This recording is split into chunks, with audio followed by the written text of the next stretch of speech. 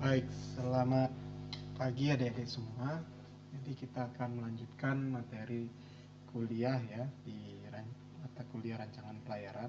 Ya, hari ini kita akan bicara tentang peta laut ya, karena peta laut ini menjadi hal kunci dalam kita melakukan perencanaan pelayaran. Nah, kalian dituntut harus bisa terampil ya menggunakan peta laut untuk merencanakan pelayaran ya, baik menggunakan memilih pertama ya, memilih peta laut yang sesuai dengan kebutuhan rencana pelayaran. Ada beberapa jenis ya menurut skala yang digunakan atau yang dibutuhkan. Kemudian ada banyak yang menggunakan katalog peta laut ya untuk memilih peta. Kemudian menggunakan peta nomor 1 untuk mengetahui keterangan-keterangan dari simbol-simbol. Kemudian juga menggunakan peta laut itu sendiri ya, bagaimana menarik garis haluan ya, menggunakan peralatan-peralatannya. Nah, hari ini saya akan menjelaskan tentang peta laut ya, bagaimana memanfaatkan peta laut untuk kebutuhan kita ya dalam merencanakan pelayaran. Baik ya, nah ini salah satu contoh peta laut ya. Ini saya berikan contohnya ya. Ini peta nomor 70, ini terbalik, nomor 70 ya. Nah, di sini kita bisa lihat ya, ada beberapa yang sudah dijelaskan di peta ini ya. Ada nomor peta ya. Kemudian kedalaman disebut dengan meter ya. Di tempat lain atau di negara lain yang menganut sistem yang berbeda, kedalaman disebut dengan satuan yang lain, misalnya feet ya dan lainnya ya. Ini khusus untuk peta laut di area Jawa Timur ya. Ini ada judul peta ya, Jawa bagian timur. Kemudian di sini ada juga tahun pembuatan, siapa pembuat ya, skala peta. Kemudian ada banyak simbol di sini. Nah, simbol ini tidak dinyatakan keterangannya dalam peta tersendiri, tapi dinyatakan dalam peta nomor 1 ya. Di materi yang saya bagikan hari ini, saya telah share ya PDF untuk peta laut nomor 1 untuk kalian belajar nanti ya.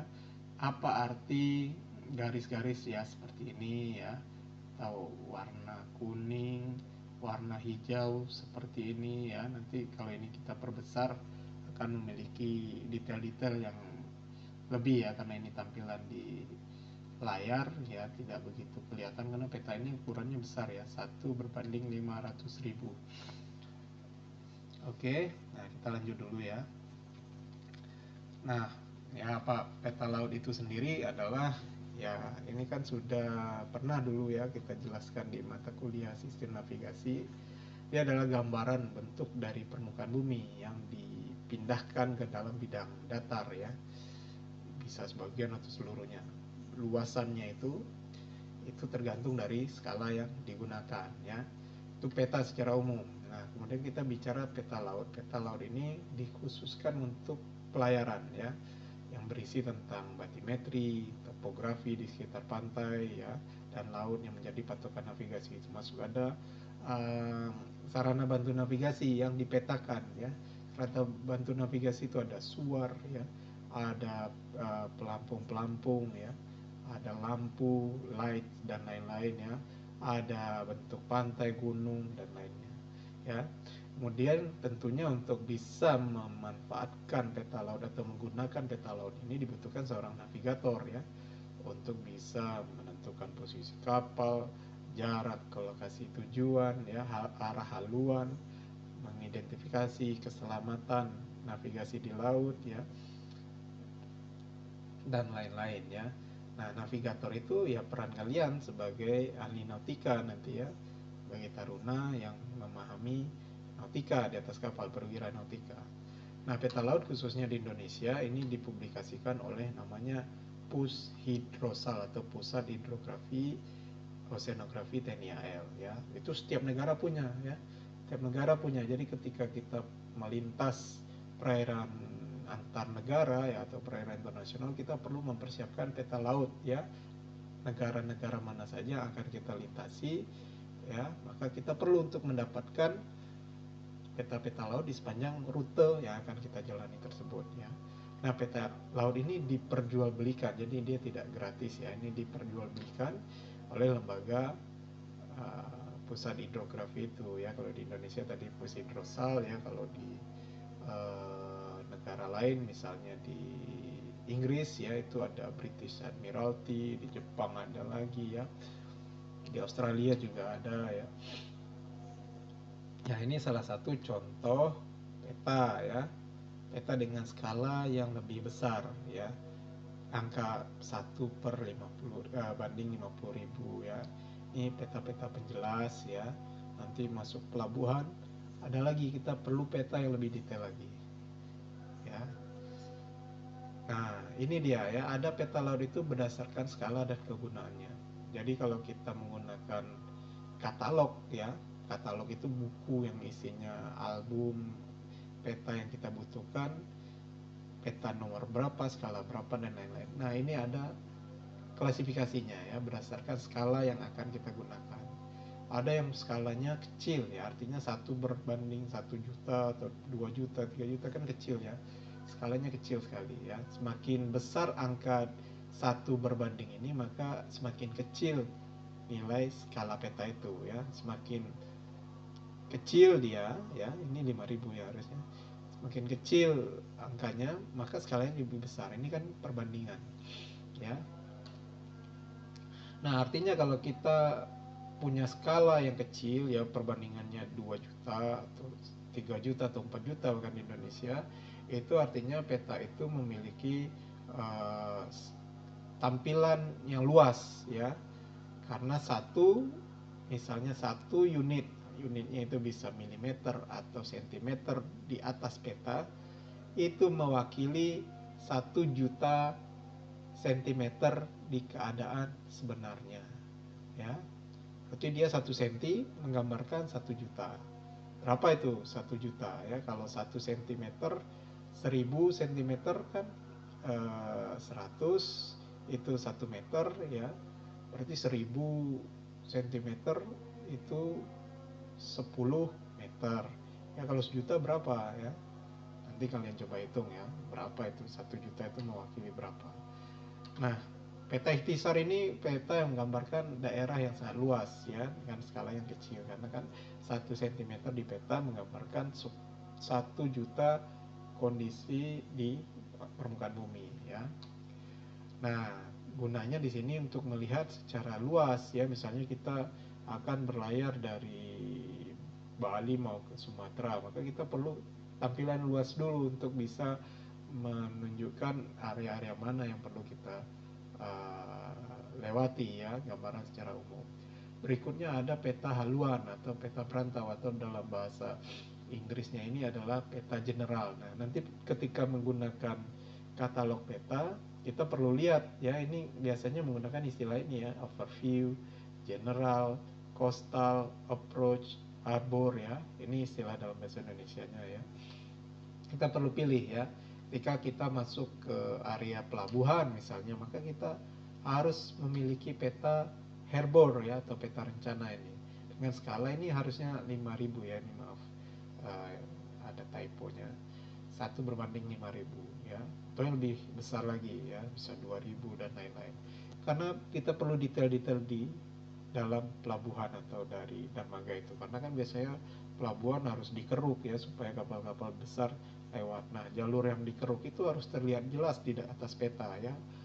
Mana jalur atau alur, ya, alur yang bisa dilewati oleh kapal-kapal supaya tidak kandas kapalnya, ya. Balik lagi, ya, di skala yang lebih besar, ya, dari peta ikhtisar atau overview ini adalah peta haluan atau peta perantau, atau istilahnya general map, ya, general chart, ya, istilah bahasa Inggrisnya itu chart, bukan map, ya, chart. Nah, untuk peta laut. Nah, peta ini digunakan untuk menarik garis haluan jarak-jarak yang jauh tadi, ya. Selain tadi ini untuk gambaran generalnya dulu ya, belum detail ya. Nanti detailnya kita perlu di peta penjelas ini. Kita dari titik satu ke titik yang lain, haluan berapa, selama jauh berapa, itu di rencana pelayaran yang perlu kita buat. Selain itu ada peta pantai atau peta kostal dengan skala ukuran 1/600.000 ya, atau 1/100.000. Peta yang kita punya di TEVA itu ya, peta 366 ya, itu peta pantai kategorinya, yang biasa sebelumnya pernah kalian gunakan untuk belajar menggunakan peta. Itu peta skala peta pantai ya, peta kostal ya.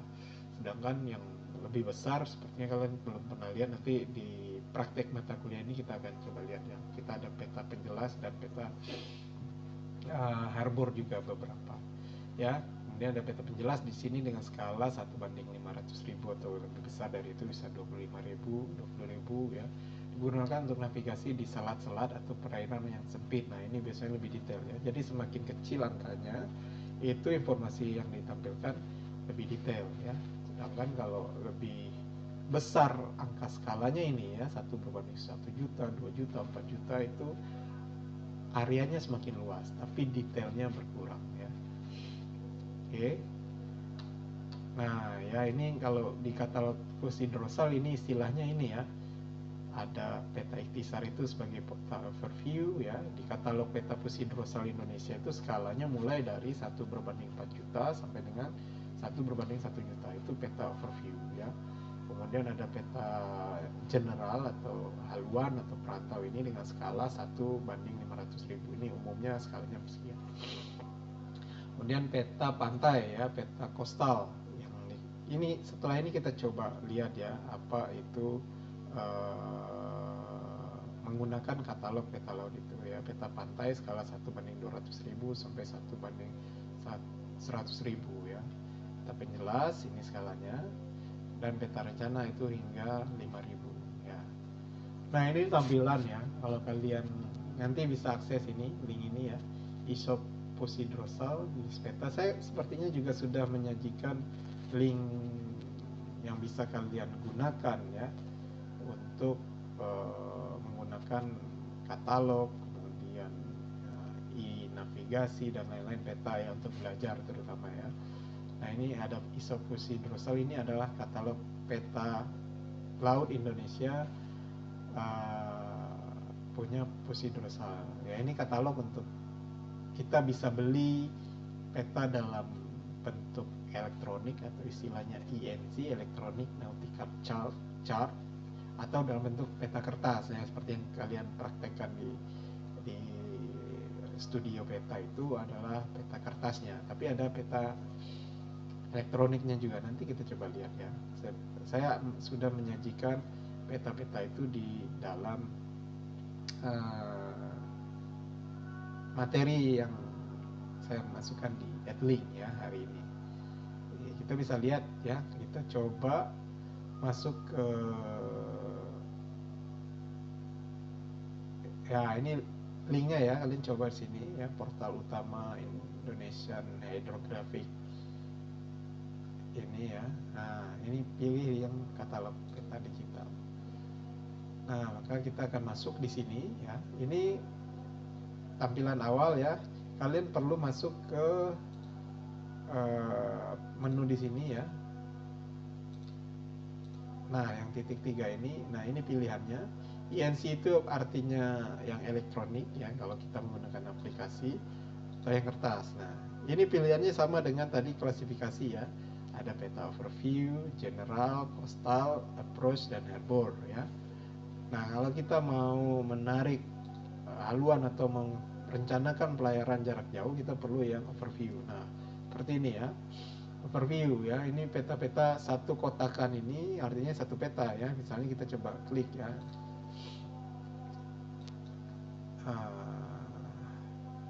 Ya, kita coba ini agak. Nah, ini petanya nomor 355 ya. Ini untuk area Laut Cina Selatan, Kalimantan Utara ya, Brunei Darussalam, dengan skala 1/1 juta. Nah, kalian kalau mau membeli ini petanya nomor 355 ya. atau peta yang lebih luas, misalnya Indonesia secara keseluruhan ini ya, overview ya. Ini kita coba lihat ini peta nomor berapa. Tinggal diklik saja ya, supaya ini kan katalog ya, sama seperti album. Sampai muncul jarinya. Nah, ini peta nomor 3 ya. Peta nomor 3 ya. Dengan skala 4 juta. Ya, ini 4 juta ya, dari mulai pesisir baratnya Sumatera sampai ke Papua. Peta petunjuk peta seluruh Indonesia. Skala 1:4 juta. Oke ya. Ini yang overview ya. Ini ada banyak lagi ya di sini ya. Nah, ketika kita mau membeli peta atau menggunakan peta yang dengan skala general, maka ukuran kotaknya lebih kecil ya. Jadi kan skalanya kisaran 1 juta sampai 500.000 ya general. Nah, kita bisa zoom lagi misalnya di area teman-teman yang di Konawe misalnya mau berlayar di sekitar Kendari, ini kita bisa lihat ya. Laut Banda ini ada beberapa peta ya, jadi nggak bisa satu peta. Maluku, Laut Banda, Pulau Buru, dan Pulau-Pulau Sula ini nomor peta 405 dengan skala 500.000.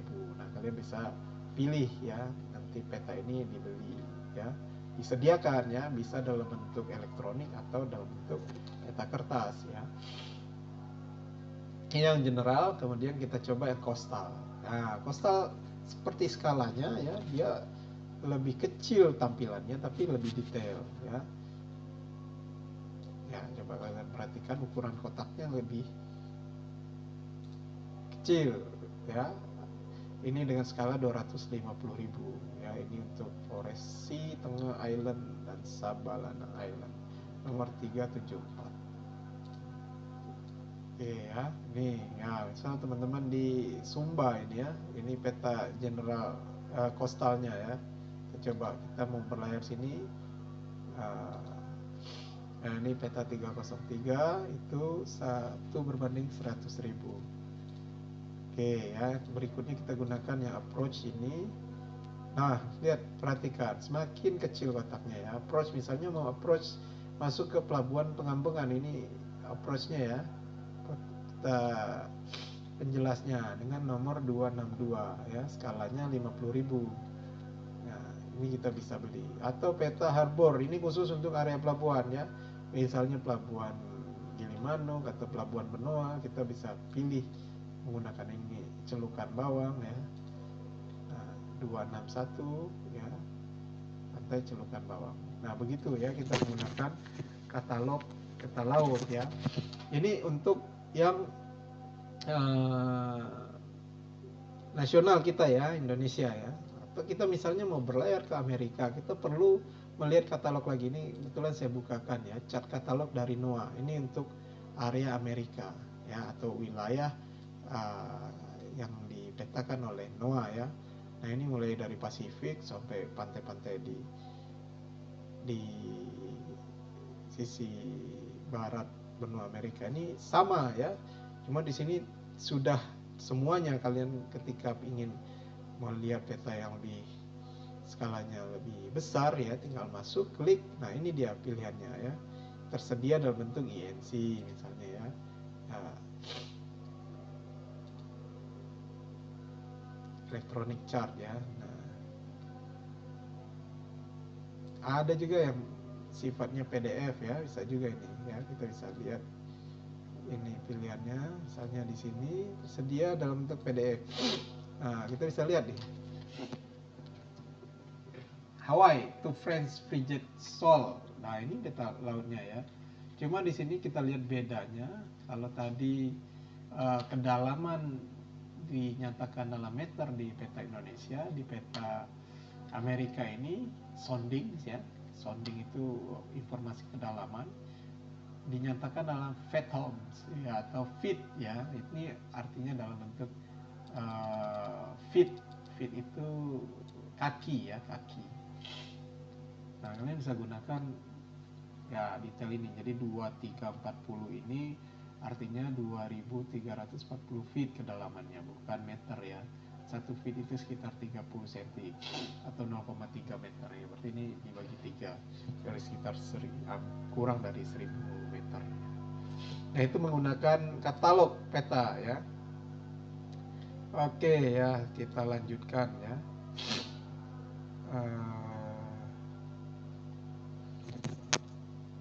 Nah, berikutnya tadi menggunakan tentang peta laut sudah, kemudian kategori peta berdasarkan skalanya, kemudian bagaimana menggunakan atau memilih peta laut, karena peta laut itu harus dibeli ya, nggak ada yang gratis.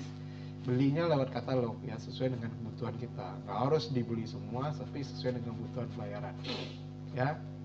Kemudian peta laut ya, pada peta laut itu kan ada banyak informasi, warna-warna, simbol-simbol, tapi belum jelas apa artinya, karena di petanya sendiri, di peta lautnya tidak dijelaskan apa arti keterangan itu ya. Keterangan itu disediakan dalam peta sendiri, namanya peta nomor 1 ya, peta nomor 1. Nah, Pak, secara umum begini ya, ada nomor peta yang tadi kita sebut ada peta nomor 70, 366 ya. Kemudian nama petanya ya sesuai dengan area mana, tahun surveinya, atau di detail-detail itu ada ya, ada tahun penerbitan ya, tanggal koreksi ya, kemudian dicetaknya kapan, skala ya, ukuran peta, kedalaman laut ya, tadi yang dibilang dengan sounding in fathom ya, atau sounding in meters. Kalau dinyatakan dalam fathom, dalam airnya laut, itu angkanya dalam bentuk feet gitu ya, dalam kedalaman. Oke ya, ada lintang dan bujur. Nah, ini yang ada di peta nomor 1 ya, penjelasan secara umum, garis pantai, titik-titik pantai seperti ini. Buku peta nomor 1 ya, ini tapi versi yang lama ya, itu saya sajikan dalam materi yang kalian pelajari hari ini dalam bentuk PDF. Kalian pelajari itu apa arti simbol-simbol ini ya. Kalau misalnya seperti 11B ini P ya, 0, arti ini garis kedalamannya 0 meter ya. P itu berarti ini pasir ya, area pasir ya. Kalau ada yang begini berarti ada batu koral. Ini harus hati-hati, karena ini adalah rintangan dalam pelayaran yang harus kita rencanakan secara betul ya. Jangan sampai kapal memasuki area-area yang berbahaya ya, karena akan berpotensi kapal karam, kapal kandas ya. Ini bentuk pantai ya, ada informasi bentuk-bentuk kenampakan di darat. Ini semua di peta tahun nomor 1. Yang perlu kalian lakukan adalah kalian perlu memfamiliarisasi mata kalian ya, kalian perlu kenal simbol ini artinya apa ya, ini apa ya, paling nggak paling umum ya. Jadi coba baca peta laut ya, perhatikan simbol apa ada di situ, baca PDF yang tadi peta nomor 1, apa arti simbol itu ya, supaya kalian paham apa itu. Kemudian yang penting juga di sini ada namanya mawar pedoman ya. Mawar pedoman ini berisi ya, ini kompas ya, mawar pedoman ini derajat haluan nanti ya, jarak ya, menunjukkan utara sejati atau utara magnetiknya ya, derajat 0 sampai dengan 360 ya. Kemudian yang lingkaran dalam ini yang utara magnetisnya ya, itu berarti ada koreksi ya, nanti kita belajar khusus nanti di ilmu pelayaran datar, kita belajar bagaimana menafsirkan mawar pedoman ini ya. Kemudian koreksi peta ini yang terakhir ya. Koreksi peta itu, peta kan dibuat pada tahun terbitan tertentu ya. Dalam masa terbitan misalnya tahun 2000 ya, tahun 2020 ada terbitan peta. Tapi dari 2020 sampai 2024 sekarang ini, laut itu kan tidak diam ya, atau tidak ada apa-apa, tidak statis, tapi dia dinamis ya. Bisa jadi dalam masa itu ada yang pasang pipa ya, ada bentuk pantainya berubah, ada kapal karam ya. Maka informasi itu harus diupdate di peta, atau dikoreksi, atau diberi pembaruan ya. Tanpa suatu pembaruan atau koreksi peta, kapal tidak dapat dilayarkan dengan aman ya. Misalnya ada area tapi tidak dipetakan di peta laut, nggak disampaikan di situ bahwa ada kapal karam, berarti kan ada kedangkalan ya, akibat ada tambahan struktur di bawah laut ya. Kalau tidak dipetakan atau diupdate petanya, tidak sampaikan dalam pembaruan, maka bisa jadi potensi bahaya bagi kapal-kapal lain yang tidak mengetahui update peta tersebut ya. Maka penting ya untuk menjaga semua peta terkoreksi ya. Bagaimana mengkoreksi peta ya? Biasanya itu ya tugas lembaga Pusidrosal tadi ya, memberikan pengumuman ya, namanya berita pelaut atau notice to mariners. Ini umum seluruh dunia pelayaran ya, seluruh lembaga yang punya otoritas untuk membuat peta laut menyampaikan pembaruan atau koreksi peta melalui notice to mariner ya. Biasanya setiap kegiatan yang ada di laut harus mendapat berkoordinasi atau izin dari lembaga hidrografinya ya. Baik itu misalnya penggelaran pipa ya, pembangunan dermaga dan lain segala macamnya, itu perlu ya dipetakan atau untuk disampaikan dalam peta laut. Nah, ini contoh ya, ini area kita ya, Selat Bali. Kalian harus paham ini ya, ini peta laut ya. Apa maksud dari simbol-simbol yang di sini ya? Ini misalnya ada simbol suar. Kalian kenal suar ini, tapi ada simbolnya C5S 18M. Apa artinya? Ya, kalian coba baca nanti ya di peta laut apa arti ya. Kemudian di seberang itu juga ada ya tanda suar dengan simbol C3S 12M. Apa artinya ya? Kemudian ada bentuk pantai yang seperti ini. Itu artinya apa? Bentuk pantai atau daratan seperti ini artinya apa? Ya. Ada simbol ya seperti kapal di sini. Ini adalah kerangka yang sebagian badan atau bagian bangunan nampak di atas permukaan surutan ya. Ini seperti kapal karam ya. Kemudian ada simbol-simbol plus begini ya. Nah, ya ini ya. Ini adalah batu karang tenggelam dengan air yang kurang dari 5 meter di atasnya. 4,2 kecil ini 4,2 meter ya. Ini bentuk begini, ada terumbu karang ya. Ini daratan, pulau ya. Ini garis kedalaman ya, garis-garis isodep ya namanya ya. Artinya garis yang dilalui ini memiliki kedalaman yang iso berarti 200. Nah, garis ini 200. Ya, di sampingnya 202, 244, 246 ya. Semakin besar jaraknya dari garis 200, artinya ada perubahan kedalaman yang drastis di sini atau curam ya perairannya. Ya, kemudian ada informasi gunung ya, ketinggian gunung ya, ini di sini ya. Pegunungan, bakungan ya, ini untuk pedoman navigasi. Kita bisa melakukan baringan untuk menentukan posisi dari gunung-gunung yang terlihat dari laut ya. Itu contohnya. Baik, saya rasa ini penjelasan teori singkatnya ya. Kalian silakan belajar materinya. Sudah saya share di adlink kelas rancangan pelayaran pada sesi kedua hari ini.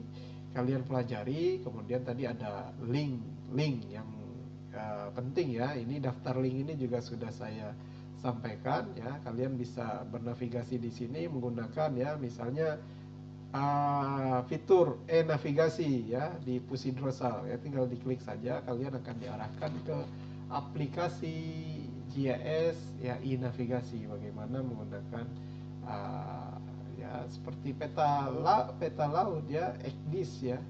Nah, ini tampilannya ya.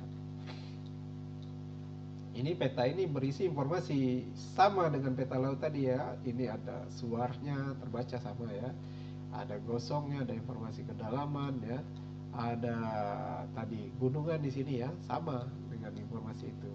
Kita bisa menggunakan peta ini. Nah, kalian bisa belajar juga di sini manfaatkan ya. Ini simbol tadi, simbol terumbu karang ya. Ini ada rintangan ya, kedangkalan. Ya, ini ada alur pipa atau kabel bawah laut ya. Simbol-simbol ya, ada pelampung ya, pelampung simbolnya di sini kalian bisa pelajari ya dari halaman yang saya sampaikan ya. Tadi informasi peta nomor 1 bentuknya begini, kalian tinggal lihat ya, pelajari di sini apa artinya ya. Kemudian ya bisa di peta-peta ini bisa kalian coba ya, belajar ya, paling tidak berkenalan dulu dengan katalog ya, bentuk peta laut, bagaimana menggunakannya ya. Apa saja informasi yang ada di peta laut, kalian bisa manfaatkan itu semua. Baik, kalau tidak ada pertanyaan saya cukupkan ya. Nanti silakan kalian belajar ya. Ini materi yang saya sampaikan. Nanti silakan ditunggu ada penugasan dari saya ya untuk materi hari ini ya. Selamat belajar, selamat pagi adik-adik semua ya. Semoga sukses ya belajarnya.